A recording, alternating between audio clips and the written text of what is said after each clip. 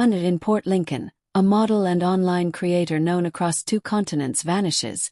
Her partner found dead in a fire, but his head is missing. This is the case that stunned Australia, and now the world.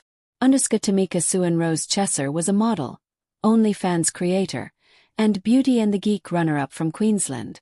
With thousands of followers, she seemed unstoppable.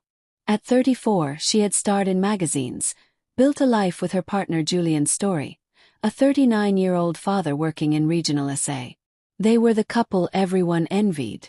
On June 19, 2025, a neighbor reported a fire at their Port Lincoln home.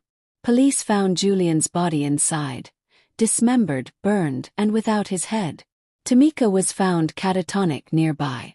The scene suggested both grotesque violence and a frantic cover-up. Authorities charged Tamika with murder, interfering with human remains, and assault. Media coverage exploded. A former Playboy model and content creator now accused of one of the most gruesome crimes Australia has seen in years. Search for Julian's head continues. Psychologists weighed in. Was this a crime of passion? A break triggered by mental collapse? Friends described Tamika as kind, struggling with mental health recently. But mounting stress, rumored paranoia, and relationship strain painted a darker picture. Investigators treat her as both suspect and tragic figure. The missing head raised more questions than answers. Was it destroyed in the fire? Hidden? Still alive somewhere? Theories circulated, from belief in ritual dismemberment to attempts at identity concealment. Forensic teams searched land and ocean, even using cadaver dogs, underwater drones, and excavation teams. Influencer files ignited. Threads on Reddit, true crime TikToks, and YouTube live streams dissected every photo and theory. Hashtag Port Lincoln case. Hashtag Where is Julian? Hashtag Tamika gone viral exploded internationally. Fans debated. Could mental illness be defense or motive? Did her creator status feed public scrutiny? Australians watched globally. News from BBC, CNN, Vice, and BuzzFeed focused on the digital angle. A creator accused of body horror. Models and influencers around the world feared backlash, not for crime but for association. Platforms spoke of mental health and online image risks. Police built a timeline. Neighbors reported loud voices before the fire. Tamika had no obvious wounds. Forensic psychiatrists ruled her fit for trial. Lawyers argued diminished responsibility due to trauma. Julian's personal items, bank data, and communications were combed for clues. Courtroom will begin December 2025. If convicted, Tamika faces life in psychiatric detention. Public remains divided. Some call for compassion, others justice. Julian's tiny daughter's future and family's silence form the tragic backdrop. Campaigns for mental health and rural justice emerge. In a world obsessed with curated lives, one image and one act of violence shattered the facade. Julian Story's head missing, Tamika's silence riddled with questions. This case isn't just about crime. It's a warning about image, mental health, and humanity. The moment the lifeless body of 35-year-old Darren Haskins was found in the Gold Coast apartment, detectives from Queensland Police launched a rapid response unit. The crime scene was sealed off within minutes, and the air around the luxury apartment turned heavy with suspicion and silence. His body bore multiple visible injuries, sparking immediate speculation of foul play. Investigators discovered blood patterns inconsistent with a natural death. Forensics noted drag marks on the floor, as if the body had been repositioned, possibly to stage the scene. Officers photographed every inch of the room, from the broken wine glass on the floor to the bruised furniture that hinted at a violent altercation.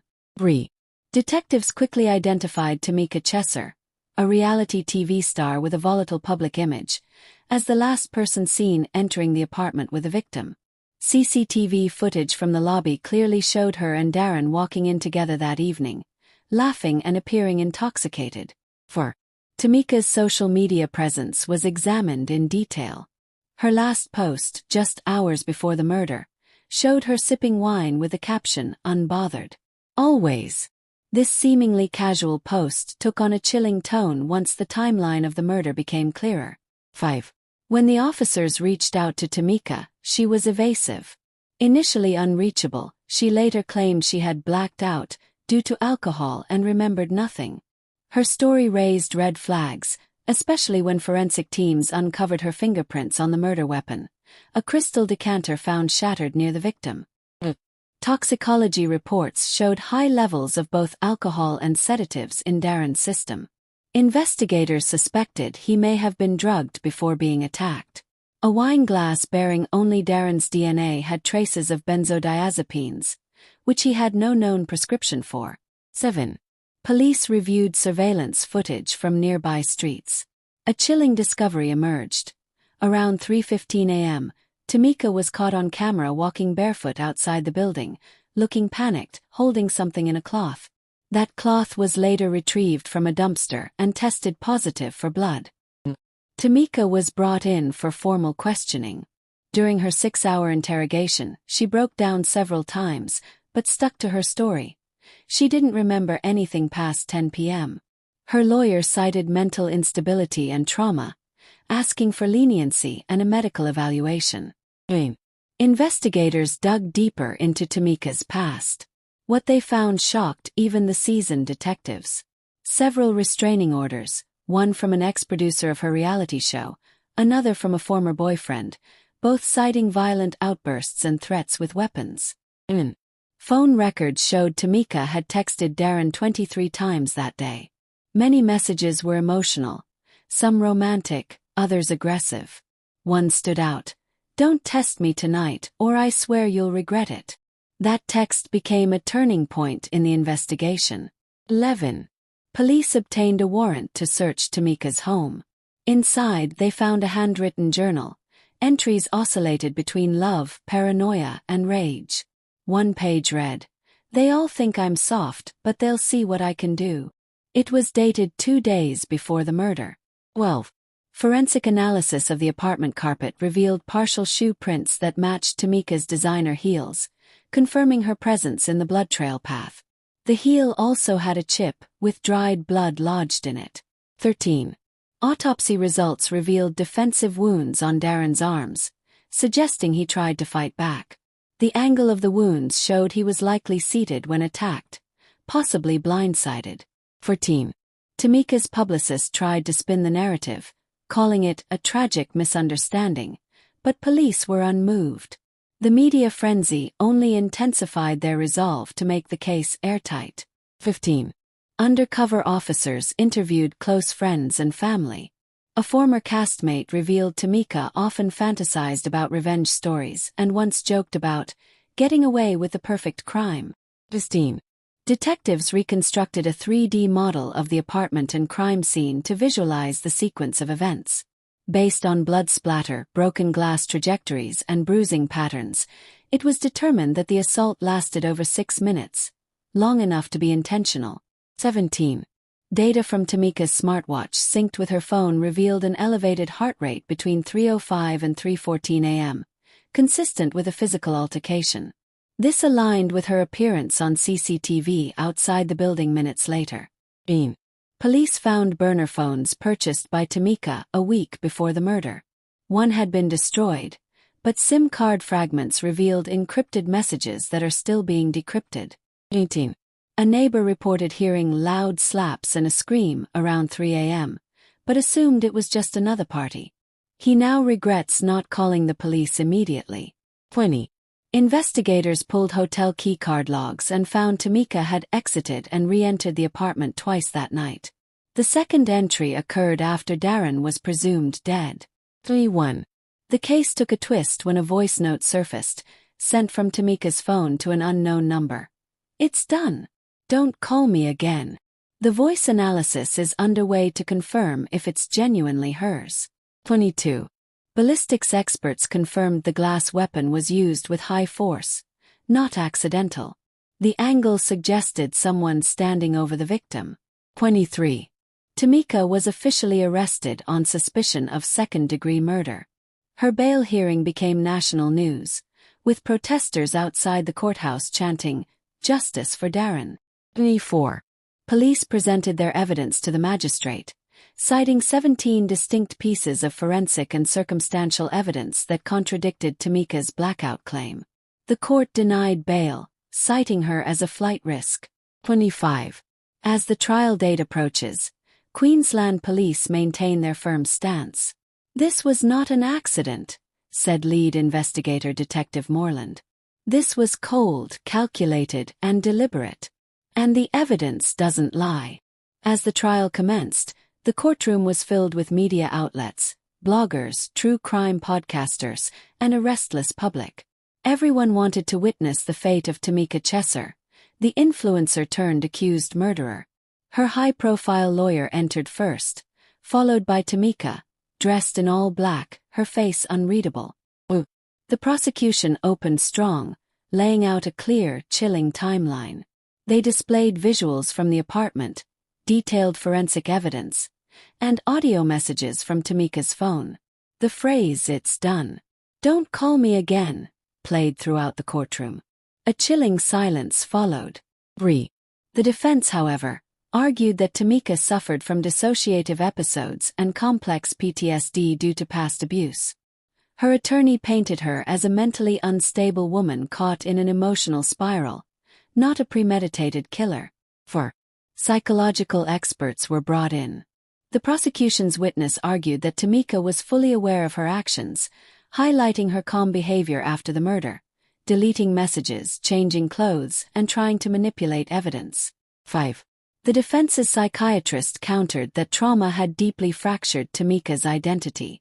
They described her as someone operating in a fog of pain, not capable of rational thought in the moment of the crime. For the jury, the most disturbing evidence came from Darren's last audio note, recorded accidentally on his phone during the struggle. His voice was heard pleading, "Tamika, please stop," followed by silence. Some jurors reportedly wept. Tamika's expression during the playback remained cold. No tears, no shift. That moment shifted the public's perception online. Twitter, Reddit, and YouTube lit up with debates. Was she a monster or a broken woman who snapped? Tamika herself took the stand on the 10th day. She spoke calmly, explaining how Darren humiliated her, made her feel disposable. She admitted she didn't remember killing him but wouldn't be surprised if she did. The courtroom froze. Her testimony was riddled with contradictions. At one point she claimed she saw blood and glass, but then denied remembering anything. The judge warned her twice about inconsistent statements under oath. Prosecutors introduced a bombshell: CCTV footage from a nearby boutique, showing Tamika buying heavy gloves and a weighted vase just 2 days before the murder. Decorative, she claimed. Intentional, the prosecution fired back. 11. Social media exploded. True crime influencers labeled her Australia's Jodi Arias, drawing parallels to infamous cases. News outlets across the globe, from BBC to CNN, ran nightly specials on the trial. 12. The jury was sequestered by week 3, due to threats and media pressure. The public wanted justice, but the court needed neutrality. One juror admitted feeling mentally crushed by the emotional weight of the evidence. 13. Tamika's mother testified, describing her daughter's traumatic childhood, the abusive foster care, the constant relocation, and the mental toll of fame. It was the only time Tamika shed a tear. 14. In cross-examination, it was revealed Tamika had Googled how to clean blood from marble floors at 3:47 a.m. the night of the murder. The courtroom audibly gasped. The defense had no solid rebuttal. 15.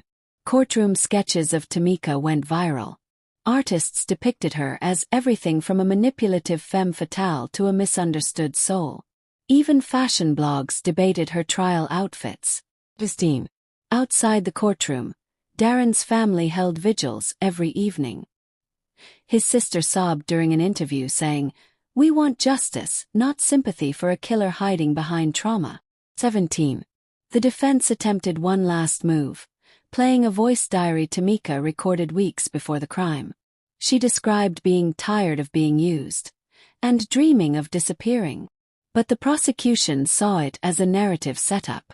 The final arguments gripped the entire nation. Prosecutors emphasized motive, method, and manipulation. Tamika didn't snap. She planned. She executed. And she lied. The lead attorney thundered. 18. The defense's closing argument was poetic. They asked the jury to see Tamika not just as a killer, but as a traumatized woman screaming into a void, unheard until it was too late. 20. After 14 hours of deliberation, the jury returned with a guilty verdict on second-degree murder. Tamika stood still. No tears. No reaction. As if she'd already prepared for this moment. 3-1. The sentencing hearing was equally dramatic. The judge called the murder brutal, senseless, and a tragedy wrapped in silence. Tamika was sentenced to 27 years in prison, with no parole before 18. 22.